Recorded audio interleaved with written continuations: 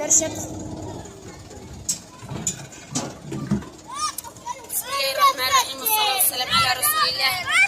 نشكر فاعل الخير ونسأل من الله العلي القدير أن يعطيه الصحة والعافية ويلبسه ثياب الصحة والعافية ويزيده الله من فضله ويرزقه الذرية الصالحة ويبارك الله له في أمواله وأولاده على هذه السقيا وجزاه الله ألف خير وشكرا. بسم الله الرحمن الرحيم. الحمد لله والصلاة والسلام على رسول الله وعلى آله وصحبه أجمعين.